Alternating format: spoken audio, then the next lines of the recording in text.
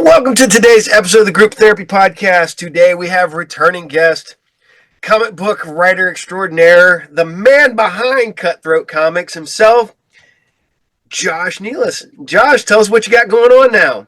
Oh, well, I've written a Care Bear spinoff novel. I have not. Maybe one of these days.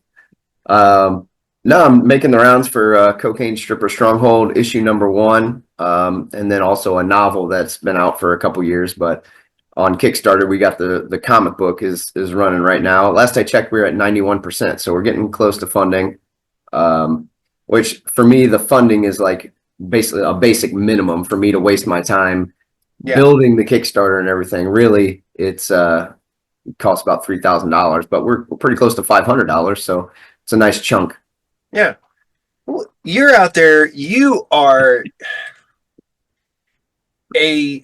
let's see, how can I word this? Self-promoting juggernaut, man. You are out there. You're going to podcasts. You're doing conventions. You are out there busting your ass, and I like seeing that. Yeah. Because so many, I think we've discussed this before. We have so many of these guys who do books, and you see them one show a year. They have the same books that they had 3 years ago. Yep. Yeah, we talked about that last time. Yeah. And you're out there. You're busting your ass. You're putting out a new book. You're almost quarterly. Right around there. You're putting out something. Yeah, that's pretty close to that. It's about four things a year. Yeah. Between novels and comics and stuff. So yeah, it's I have no shame. And like you said, I bust my butt. It's sorry, my voice is still a little scratchy. It's all we were good. supposed to do this last Sunday for those that don't know, but I completely lost my voice. Like it was squeaky. I could barely get anything out. So, but I got a couple other things in the pipeline that I'm slowly working on, and as soon as this Kickstarter's over, I'm going to jump into the next novel. So it's always got something going on. Oh yeah, you almost have to, because like I said, we've had this discussion before. People get lazy. They rely on the one book that they worked on that got good, maybe a little bit of a good, word of mouth, and they write it. And you get a word of mouth on your product as a whole, and not on your book. Yeah, because you're out, like I said, you're out there busting your butt. You're one of the people I don't think you go like more than a month without a convention. So, yeah, usually. Right now, I need one in March. So if you hear of one in March, let me know. But I've got 3 booked for this year, and it'll fill out. Basically, I try to do 1 or 2 a month usually. Mm-hmm. So I've got 3. I'm doing Jim and Dan's February 23rd. Yep, I'll be there. And you're gonna be there? Yep. Oh, cool. And then I've got a toy show over in Marysville. Mm-hmm. And then I'm doing PopCon Indianapolis, which I've never done before, but it's a pretty big event. So yeah, looking forward to that. And that's in June. So, but yeah, there's going to be numerous others that I do. Free Comic Book Day. I'll probably be in Columbus for that one typically, but that's not set in stone yet. So yeah, we're working on the next Pickle Comic Con. I'm moving stuff around. It's still June. But we got a Jim and Dan show, we got Indie PopCon, and we have the Dayton, air show. So I think there's one weekend I can put it in there. Yeah, so we'll get that. If not, it'll not get drowned out by everything else. Yeah, if not, it might be the second week in July. Okay. So I'm not doing what I did last time. I screwed up, man. I was booking and I was making sure there was no conventions and doing all this stuff, and then what do? I forgot the air show. And that bit me in the ass. Yeah. It's I did all right at the last one. The first day I did really well, overperformed even. The second day not so much. I think I sold like 1 book, but it happens. It was. I don't normally do a 2-day show. It's normally a 1 day, but it was literally only $200 difference. Yeah. To run 2 days than it was to run 1 day, and I'm like, we'll give it a shot. It's the 10th anniversary, 10 years of our Pickle Comic Con. I was like, I'll do it. once. No, Yeah. I did it once. I'm good. I'm good. 2 days just sucked the life out of me. It took me till probably December before I was really, really recovered from doing our show. It's a lot of work. People Oh, don't realize, it's work. doing the things that we do Mm-hmm. when you own a small business of any kind. It's especially when you're basically the only one doing everything. It's a lot. Yeah. Luckily, Tina helps me out. She goes and she was helping me book because I brought in guests that last time, and Right. she was the one dealing with the tickets and getting them on planes and fun stuff like that. And Hmm. huge pain. But uh, cocaine stripper stronghold. What do we got going on here?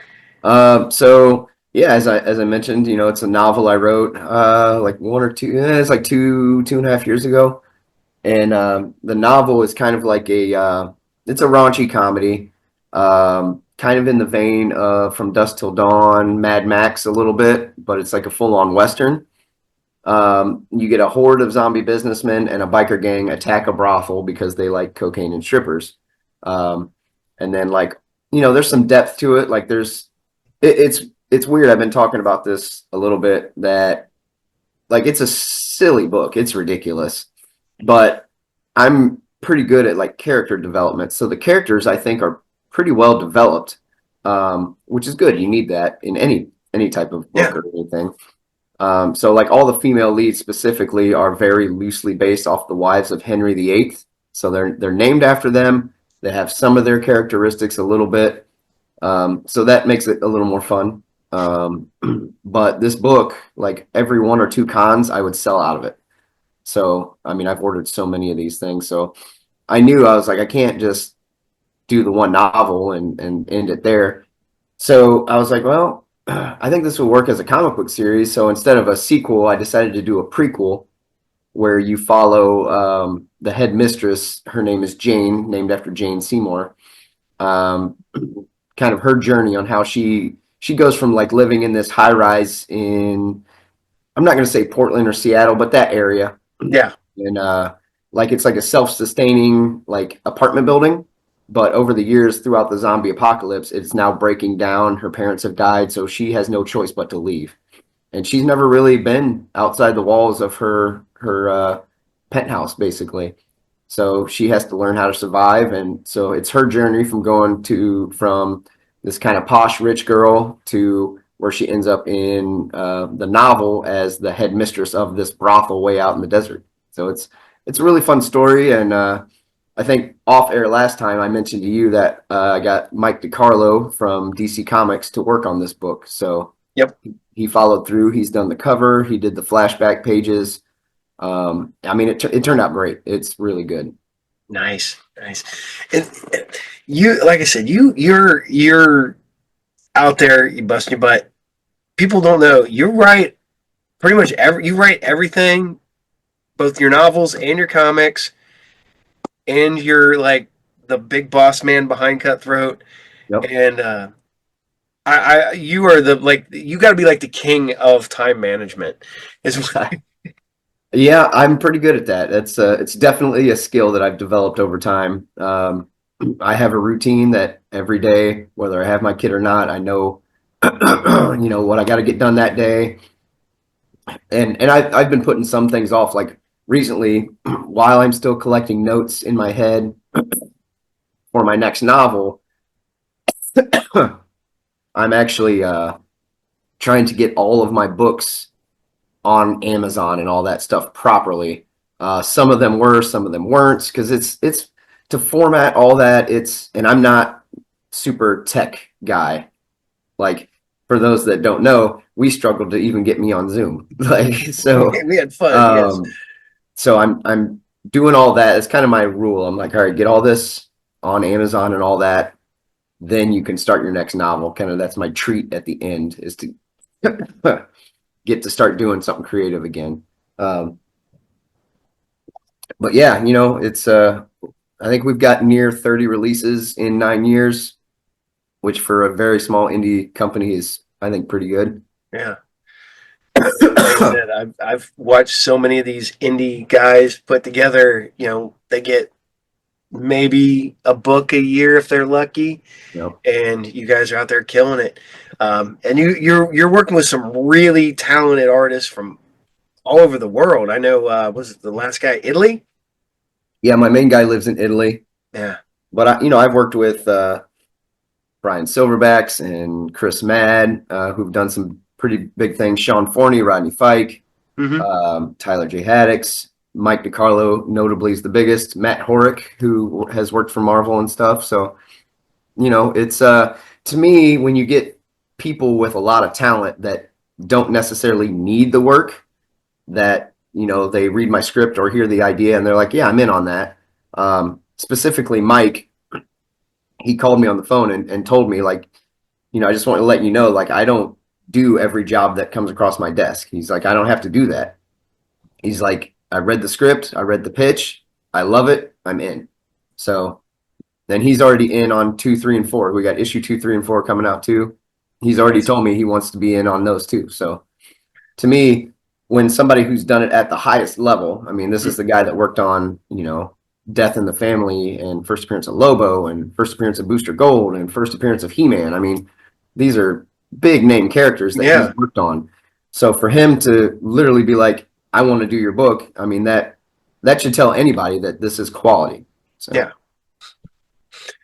You get a big hand up from your boy yeah, back yeah. here. I have to run. I have to run mine off. He's upstairs. If not, he would be right here the entire time. Uh, you know, I think we've talked about this before.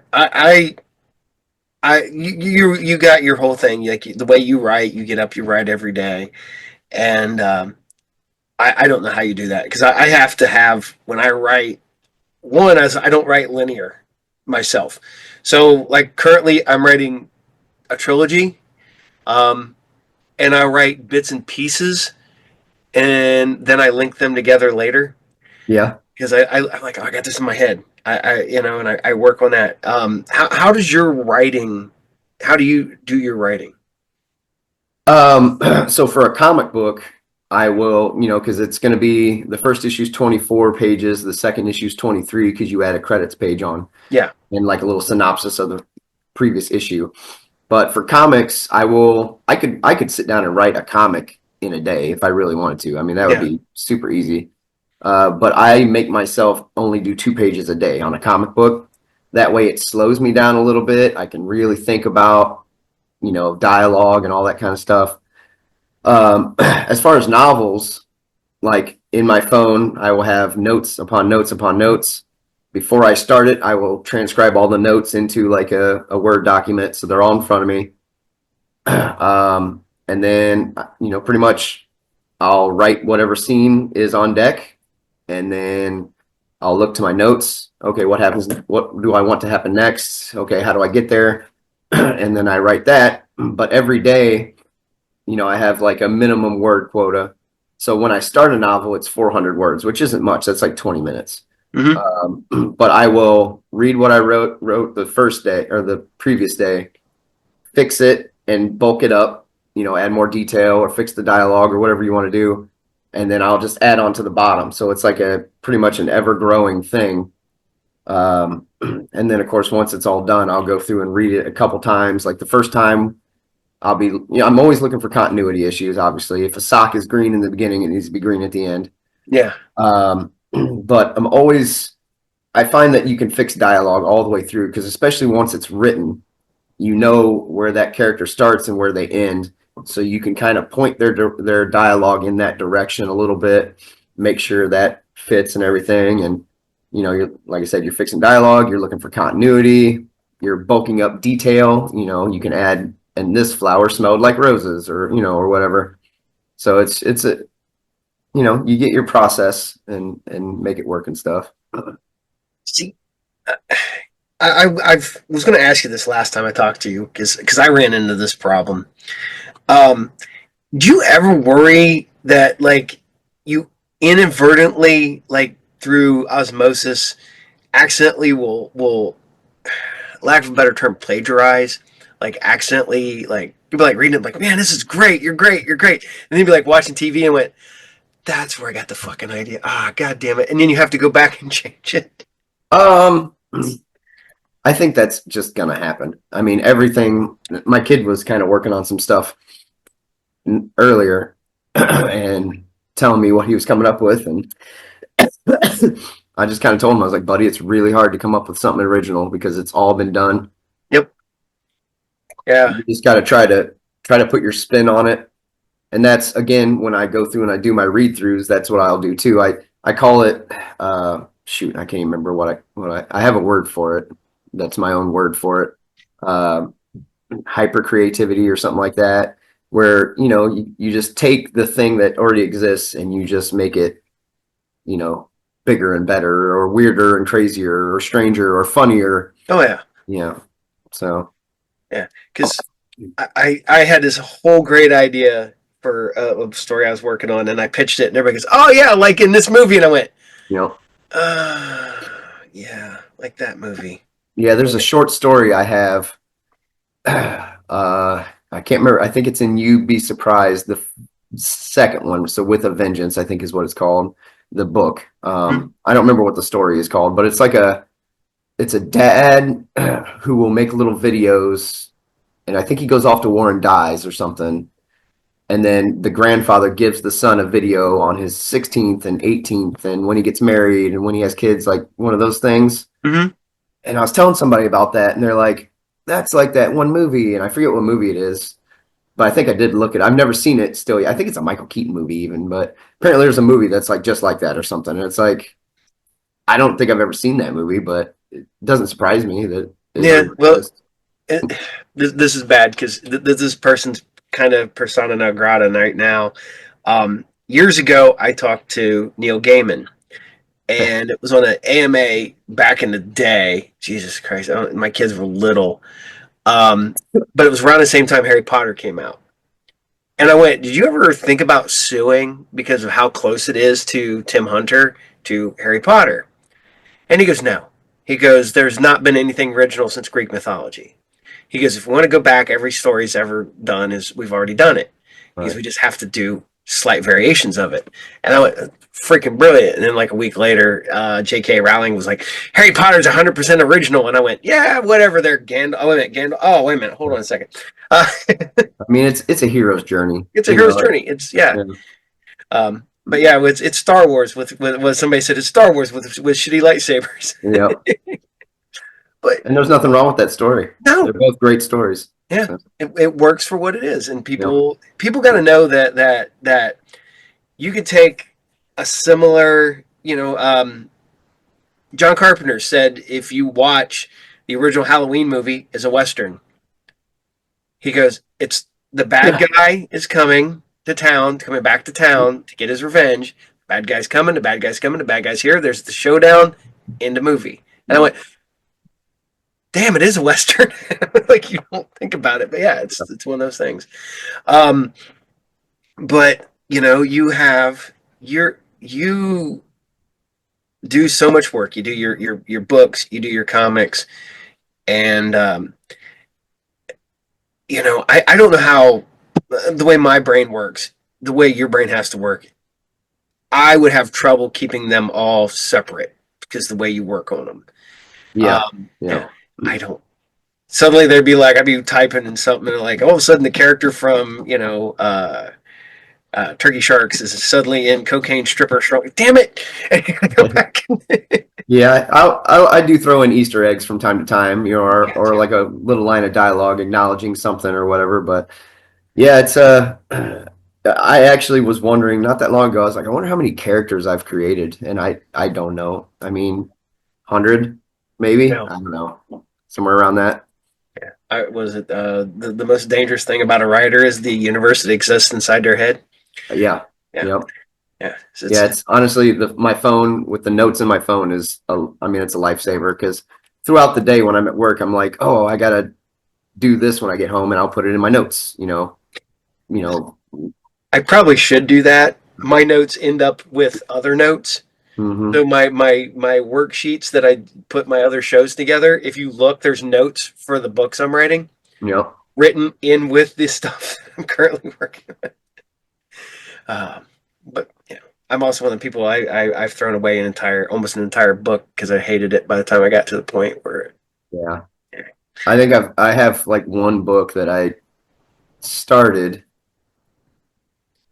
and it was I was trying to write a book like tackling the how do I want to say this? Like the big talking points in politics. Yeah. So a book with like it was talking about abortion and immigration and all this, and I wanted to use like just the facts Mm-hmm. basically on each of them, but I found that it was really really difficult to be unbiased.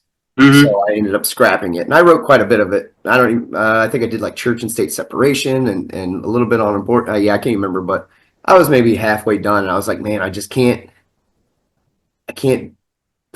not put my opinion in it, and Mm-hmm. that's where I was like, all right, yeah, I'm not going to do this book All basically right. because that's what I was trying not to do. I was trying not to put my opinion on it, and it's very difficult. But I think that's the only thing I've ever announced and then scrapped. Everything Mm-hmm. else I've ever announced that I'm going to do, I've done.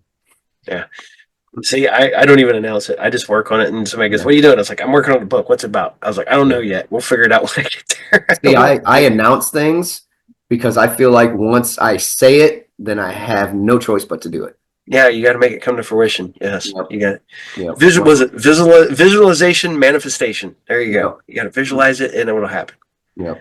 So, but man, like I said, I don't know how you do it. Seriously, you're. It's I know you've come from being sick, and then you're working, then you got sick again, but yep. not from that. Um, and you're still busting ass and putting out these books and Yep. working everything real hard. On And top of buying comic collections and flipping those and stuff too. So it's because I needed more to do. yeah, So that's what my wife yells at me about. Like, do you need to add another thing? you know, Probably not, but I so enjoy doing that though. That's actually a lot of fun for me. yeah, yeah. Sometimes, I'm Yes, it's a lot of work too, but it's fun. people don't realize how big of a pain in the ass it is. So Yep. I'm always Well, yeah. When you wake up in the morning and you look at your phone, you're like, "Oh, sweet, I made $30 last night." So it's pretty yep. cool. Oh, so but let's cocaine. We're gonna get since we've talked about other things here.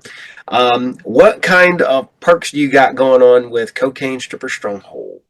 I mean, my prices are pretty fair.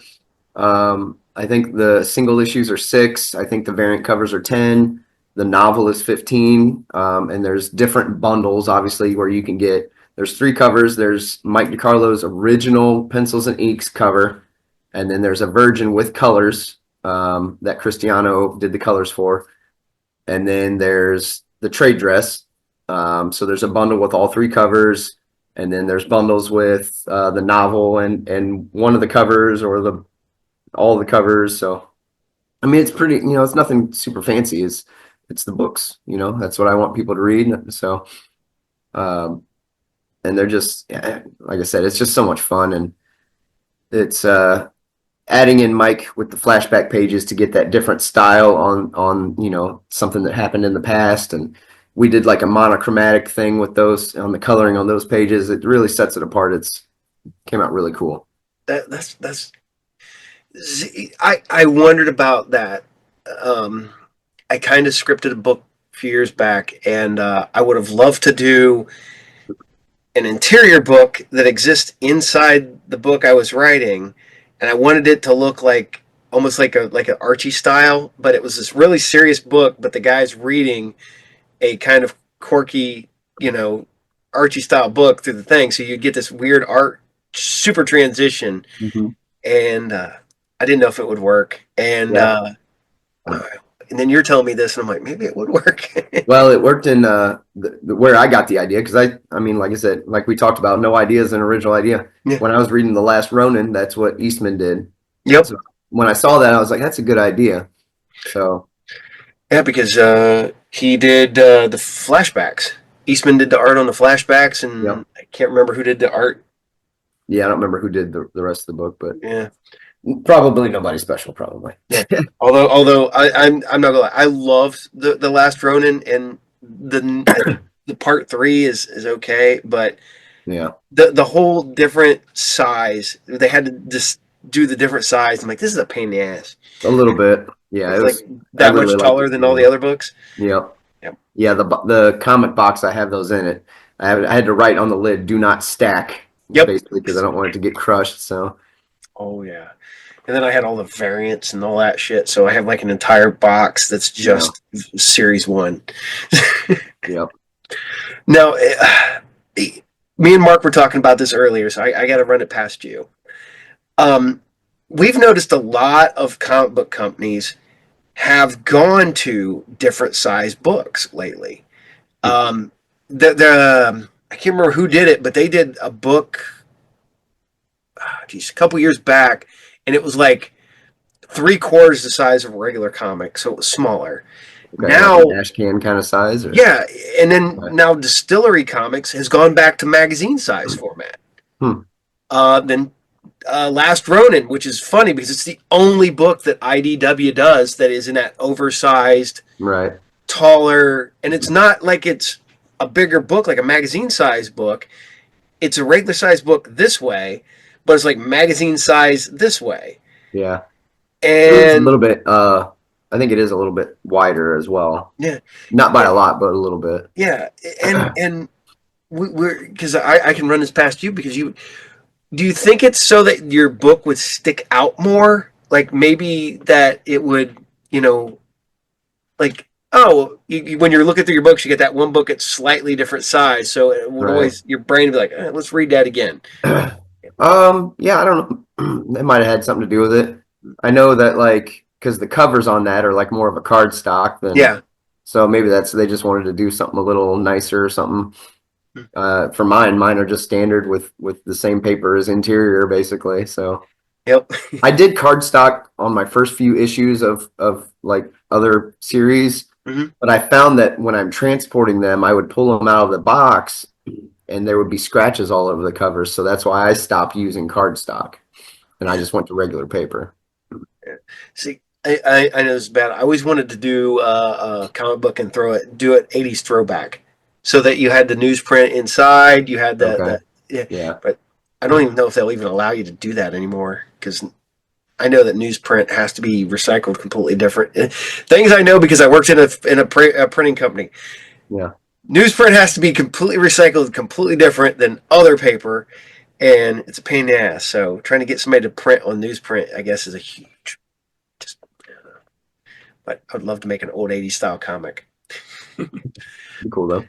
Oh, now when you do your variant covers, because this is going back to, do you plan your variant covers or do you just go where the artwork takes you? Like, man, I like this. This is going to be a variant cover or something like that. Um, Yeah, it just kind of depends. I've kind of scaled back on variant covers a little bit just because I have so many of them, that I carry around now. And I always forget when I'm doing cons, I forget to pitch them to people is the problem because I get excited about, pitching the story about this and that, and then I forget that I've got a whole rack of variant covers over off to the side there. But like for instance on this current one, there's two variant covers, but they're the same cover, just in different stages of Yeah, being different trade. made. Yeah. But when you hire another artist, you got to pay that artist again. So yeah, I've been doing just like one other artist to do a variant cover at a time now. Okay. Okay. Because I'm slowly transitioning from I've done interviews where I've talked to people about like DVD, Blu-ray booklets and stuff like that and why they do certain things. And now I'm like, shit, I need to ask this about comic books. Yeah, So that's why I'm asking you these questions too.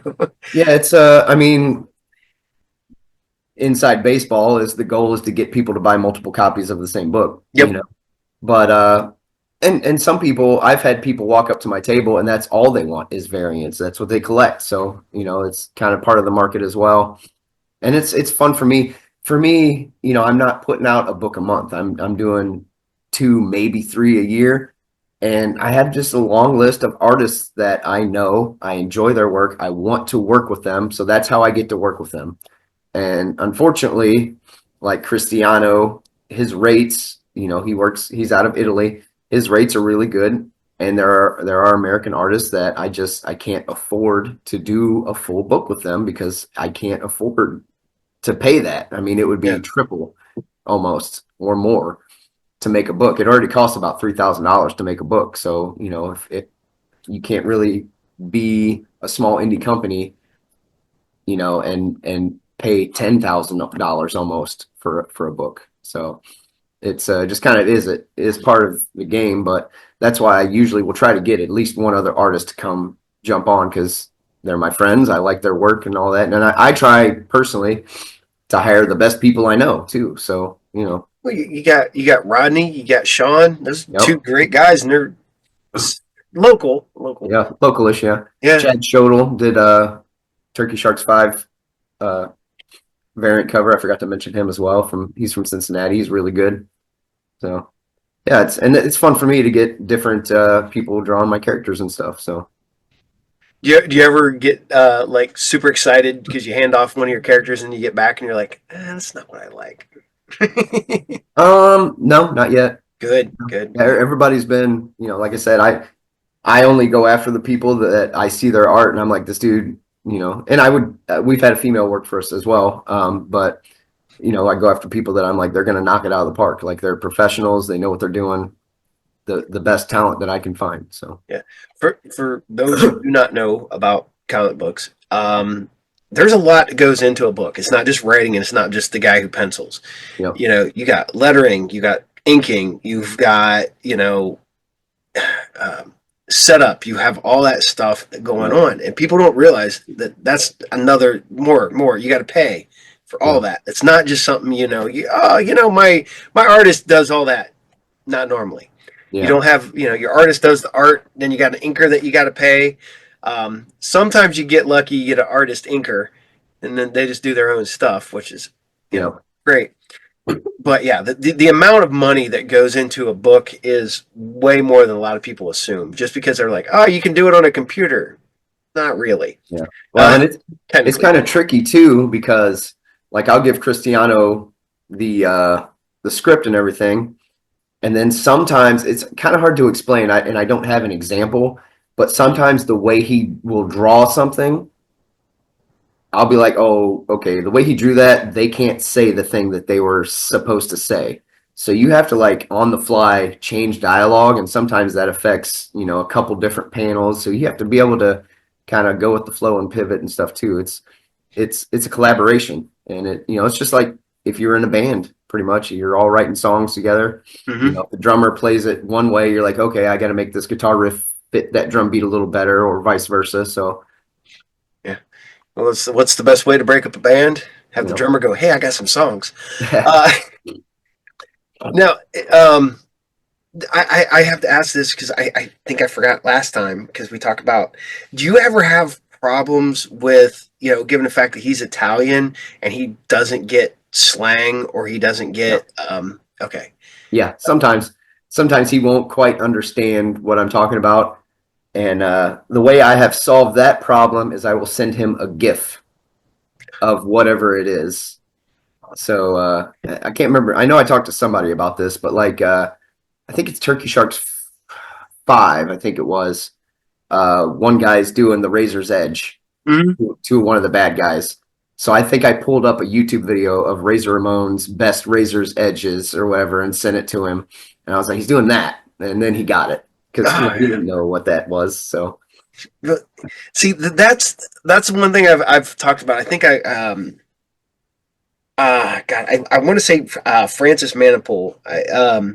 I talked to him years ago because at the time before he moved when he lived in I think the Philippines, then moved to the United States, and he goes, "There's certain things they're like they're writing it," and I'm like, "I don't know what this is," and you'd have to like call him up. And he's like, "What is this?" And then have to try to explain to him and the cultural differences, and he's like, "Oh, okay, I get it yeah, now." yeah, it happens about once, maybe twice a book. He'll draw it, and I'll be like, no, no, no, no, no, no. So but that's sometimes we get our best stuff out of that. So Is he digital or is he pen and paper? he, as far as I know, he's digital, as far as I can tell. So So actually, like, yeah, like I don't know if you saw, I got the original cover from Turkey Sharks 2 off Rodney Fike recently. Yeah, And I thought they did it digital. I thought he and Sean did it digitally. Apparently they didn't, because he just hit me up one day. He's like, "Hey, do you want this?" And I was like, "I didn't know that existed. Yes, I do want that." So yeah. See, a lot of people don't realize there's just not a lot of um, actual art, physical pages out there anymore. It's all going digital. yeah, that was the one thing Mike did is he messaged me one day. He's like, "Hey, do you want the original art?" And I was like, I mean, if you don't want it, I will gladly take it. I told him, I was like, I know you guys usually sell that stuff. I said, if that's what you want to do with it, you can do that. I was like, but I will gladly have it. He's like, yeah, you can have it. So he mailed me the cover and the 3 interiors that he did. Nice. And so I've got them framed in my hallway. It's like, I'm never selling that. It's like going nowhere Oh yeah, unless I get it's addicted to crack or something. And I oh, we won't let that happen, man. go,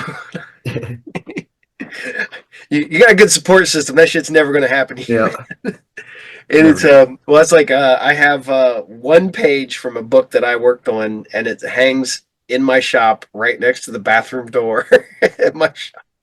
I was like, "What's that from?" I was like, "That's from my book." Yeah. And they're like, "Oh, when did that come out?" Didn't, but it's the page from my book. It's cool Uh, to have because I don't know, you just look at it, you're like, that came from my brain and oh somebody yeah, made it. It's it, it's it neat. it's. I think it's cool when you work in a medium where you can get what's in your head out so other people can see it. You know, And I think that's freaking crazy. Whether you're being working in film or you're a sculptor or an artist or a writer, and when people can actually hold in their hand and read or see what you've you know. you know Well, that's the spewed out of goal your of brain. art. Yeah, The podcast I was on last night, we talked about that. And, I explained to them that like it's I keep my prices as low as I can because I want people to buy them. yeah, If somebody walks up to my table and a comic book is $15, they're probably not going to buy no, that. Um, and other creators do sell their books for 15, and that's great for them. If they can move them at that price, that's cool. I would rather, sell 20 units, and make $20 than sell 2 units and make 10 or whatever, it would be. yeah, But that the goal, you're making art for a reason. You want to share mhm, it with the world and get it out there. And to me, as much as I'd love to make $1 million, I would rather have 1 million people reading my books than make $1 million. heck Maybe yeah, 500K. yeah. There you go. So, So I could live on this crap, yeah, man. I definitely want to do that. See, and that's a lot of people. I've known so many artists who think that my artwork is great. I'm like, but no one knows who the hell you are. right. And I'm like, so they want to charge out the ass for their artwork, and then nobody buys it. Yeah. I'm like, I I have had people, artists that are really good, and I've talked to them at cons and stuff. I'm like, how much is your commission prices? And they're like, oh, $1,000. And I'm like, no, fella, like you're good, but like, and you're then not you look at thousand. their Facebook and they've got like 68 friends. It's like, Yeah. yeah, no offense. No, it's I got into an argument with with an artist guy I knew, and he got pissed because I'm like, dude, no one knows who you are. I cannot sell your artwork. His artwork was great, but no one knew who he was. So I was like, you got to do it cheap, then you build up. And he wanted to just go from here to here. When I was like, you got to do this. Very few people go from here to here. You Right. know, Jim Lee did Alpha Flight for how many years before he got X-Men, and he had to build that shit up. Yep. So Yep. it's I feel the same way a lot, because do you know Josh Panalaresco? Do you know who that is? name sounds just familiar. just Josh and podcast, but I Oh was on his podcast, I don't know, a week or two ago or whatever, and we talked about like rejection and stuff. And it's, when you're a creator, and I'm not small, but I'm not huge by any means. yeah, But I still get told no all the time, whether it's a podcast or a Comic Con, or just people wanting to buy my books or whatever it is. You get a lot of rejection, and it's it doesn't really bother me a lot, but every now and then it's almost like a giant wave that's like blam, you got hit with like 10 of them in one day. So that's part of it too, is you get told no a lot, and it's kind of humbling because then it makes me want to be like, all right, well, I'm still going to show them at some point. Mm-hmm. Well, oh God, I can't remember what artist. It's a big name artist. He still has his rejection letter from Mm, Marvel hanging on his wall. I know who you're talking about. I can't remember who it is Yeah, offhand, but yeah, I've and seen that. when he was like a kid, Yeah. and this shit's been sitting on his wall for like 40 years, and I'm like, what works, man? Hmm. He looks at that every time he thinks he's like, you know what? I got rejected. I'm Yeah. not doing it no more. I applied for a very small Comic Con. I'm not going to say which one. And just the other day, got the email like, "Hey, we're not going to have you this year." It's like, okay, like, fair enough, I guess. I didn't know you were rejecting people, but okay, cool. And I was just like, fine, whatever. Yeah, it's yeah. People gotta. One is that I tell people I have a couple guys that come in that want to do art and stuff like that. I was like, you have to have a thick skin. Yep. You cannot be there. I told a friend of mine years ago because we went to a big con and he took his portfolio, and I go, they're going to tear this apart. Who are you talking to? I'm talking to Josh. Josh. Yeah, What's up, dude? that's my Vince. Right, go upstairs and play or whatever you're doing. So, but and I go, you got to have a thick skin because if they're going to tear you apart. They're going to tell you your stuff, and it's funny because I think I asked Jimmy Palmiotti about this, and I go, do you need to be brutal? And he goes, sometimes you need to be brutal. Mhm. He goes because a lot of these people, you know, their parents and their friends and everybody's told them how great their artwork is, and their artwork could be good, but not in sequential artwork. They can do one page, they can do pinups, they can do stuff like that. But if you Yep. gave them a page, they couldn't do it to save their lives. And he goes, so you gotta be brutal sometimes. And he goes, and sometimes that's the only way they can hear it. Other people you can go, hey man, you really need to, fix this, you need to fix this, and they get it. He Yep. goes, but some people are like, no, my artwork's great, and he goes, you got to just look at that people and go, no, it's not. Yep. This is what you're doing wrong. This is what you need to fix. And with that attitude, you're never going to make it. And Yeah, we had a meeting uh, for Tales of Shock and Terror #2, which should be coming out sometime pretty soon. But the guy that's drawing it, fantastic artist. He's doing an awesome job, and but he's never done like lettering before. mm-hmm, So his letters were pretty wild in mm-hmm, some places, and so I sat down over like a Zoom meeting or whatever it was, and we went through it, and I said, you got to fix this, and you need this consistency, and I said I like that, keep doing that there, and change this font and all that, and he understood. I was not being a dick about it. I'm just telling him, this is your first book you've ever done. All this is good. Here's the things to fix. So he's fixing them, and it's gonna turn out awesome. So heck yeah. it's one of those things. It's not even necessarily being brutal. It's you're trying to help these people understand how things work and how things need to be. And even though it's art, there are still rules to an Yeah. extent. So Well, every experience is a learning experience. And when you stop learning, that's when everything gets stagnant and you get yeah. lazy. Oh, I'm And still learning for yeah. sure. Oh, Just yeah. just the conversations I had with Mike DiCarlo. Anything he had to say, I was all ears. It's like I understand, even though I've been doing this almost 10 years, like I don't. There's still probably a world of things that I don't know. So Yeah. You know, I'll say the same thing. I've been in this business dealing with comic books and everything, since I was 15, you know, turned 50 this last year. I've been working in comic book and I'm still learning from people that are like, hey, this is why we position this on panels. This is why we do this in the cover. This is why I'm like, okay. Oh, all right. Shit. I did not know that, and oh, you learn every day. And like I said, I've been in this business for 30, going on 36 years, and it's insane. Not including being a fan for my entire life. right. But so I'm going to ask you a really hard hitting question here, man. So, what music are you listening to? or do you listen to music when you write? Not so. The CD player in my car decided several years ago that it only wants to work every now and again.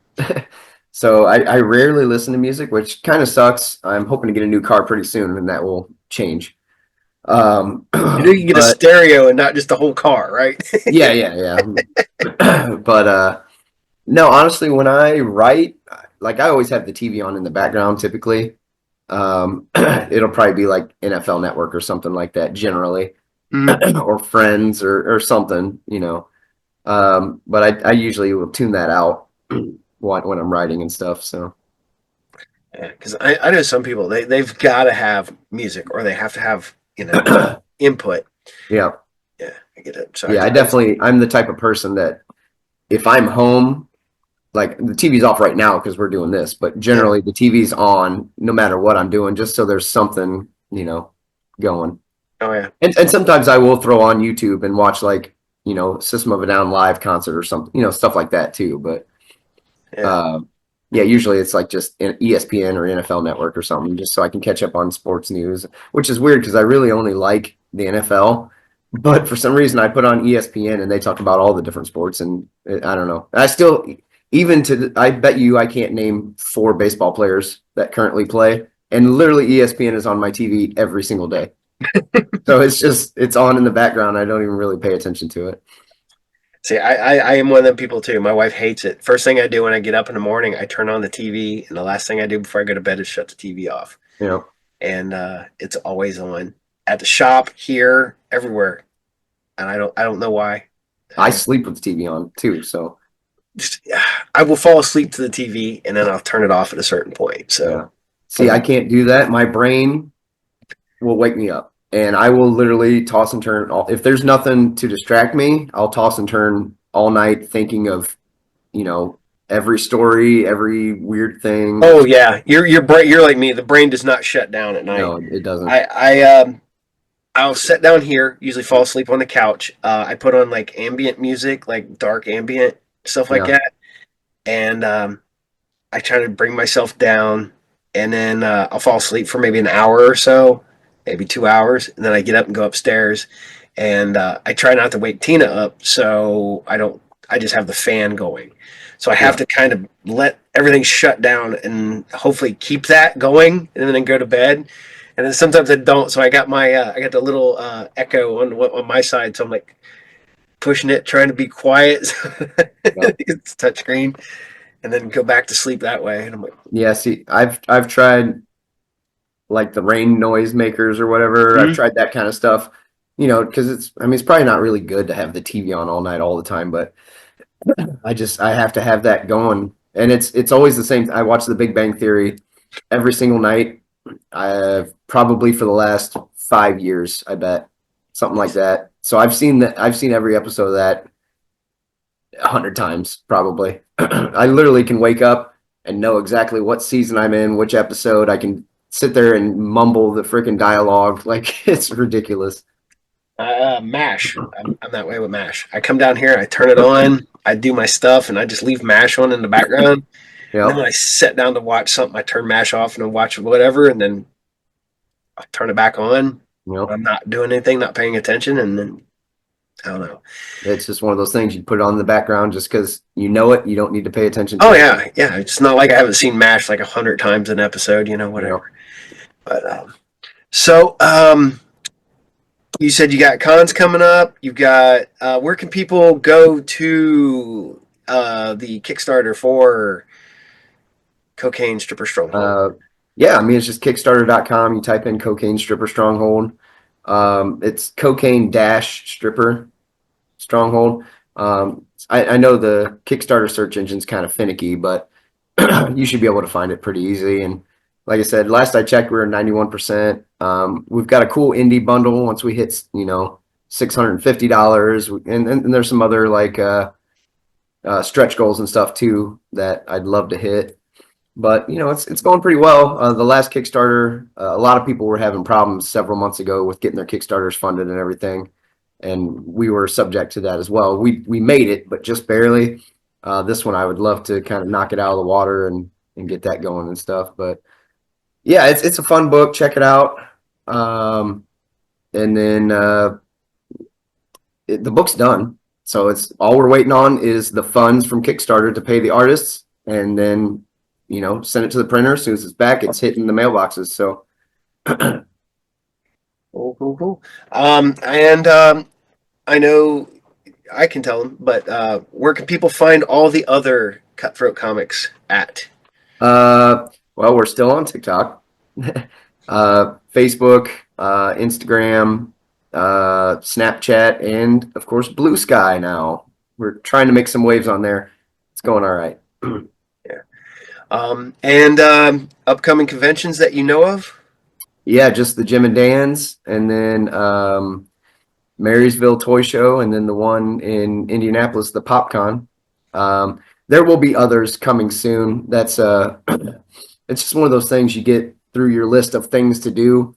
And actually, I waited a little bit because usually I'm booking cons right now, but sometimes you have to pay for that table. Mm-hmm. I have to make sure I have money to pay the artists if the Kickstarter doesn't go as well as we'd like. You know what I mean? So I haven't been able to book all the cons just yet, but we're getting there. Yeah. And you guys, you need to go out there. You need to go find Josh at any of these conventions. You need to go up there and you buy these comic books. You get him to sign them, and he will sign. You can find all this coolness. You can find his novels, his comics, just and he's an awesome guy. So just go over and give him your money. Yeah, all of it. Empty your wallets. Yes, just come up and go. How many books does this get me? Yep. And just hand him your. And then I'll take that and I'll go buy Ninja Turtles. There you go, buy Ninja Turtles. Classic or mostly the classic ones, but I'll do the NECA ones as well. You want to say hi real quick? Yeah. He wants to say hi. Let's make a cameo. Also, I will sign them too. I will. As there are multiple books with my character. Yeah, he's got a character in the books too. So if he's with me, he'll sign them too. I love signing books. Oh yeah, you gotta love that. Gotta have the family involved. Yep. And I got the Vince involved. He helps me work on my shows, and he loves it. And it's crazy.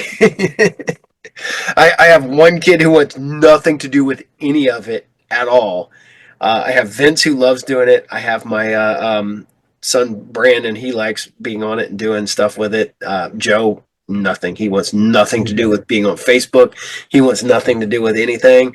And I'm like, Bud, you have such great ideas. I was like, I want to get him. I want to do a show with him personally, just me and him. Yeah. Talk comics. And he's like, because we'll do it at the shop. And I was like, this would be great. People would love this. And he's like, no. To each their own, Oh yeah. I was like, man, kid, you're like the opposite of every other dude your age who has a chance to be on, and he's just like, nah, I'm good. Yeah. All right. Well, man, it's been a blast. It's always fun having you on the show. I will get you our dates and when I get everything nailed down and make sure it will be at the last location. Okay. I like that. It's not bad. Yeah. It's I think when we All did in the one mall, it's a little too spread out. Yep. So people only walk so far and then kind of give up. And when you're kind of got to, go through, I'm going to rearrange it. So I'm not sure how I'm going to set up the tables this time, but we'll get you back in there. So cool. All right. Well, anything else you need to add before the end of the show here? No, man. I just, I appreciate you having me on and rescheduling because I was sick and everything. Hey, dude. I'm not gonna lie. I when you said that you were sick, I was like, all right. I walked over to sat on the couch and was like, yep. That's happened to me a few times where I've been supposed to be on a podcast or something. They're like, hey, can we move it? I'm like, yes, we certainly can. I'm gonna take a nap. I bungled one bad a while back. I was supposed to be on another show. I was supposed to be a guest on another show. Oh. And I'm on the couch and I'm like and I fell asleep, and all of a sudden my watch goes off, and I'm like, who the hell is this? And I get my phone, and I put my glasses on. I'm like, hey, did you still want to do the show? And I went, yeah. And it was I was 10 minutes late. I'm like, oh, dude, I am so. I felt horrible. But all because I fell asleep on the couch over there, and I'm like, I almost never do that, and that's the worst part about it. But yeah, I was dead tired and worn out and It certainly happens. Oh, yeah. So, all right, man. Well, if I don't see you before then, I will see you on the 23rd down at Jim and Dan's. Yeah, looking forward to it. Yeah. I will. I'll keep an eye on.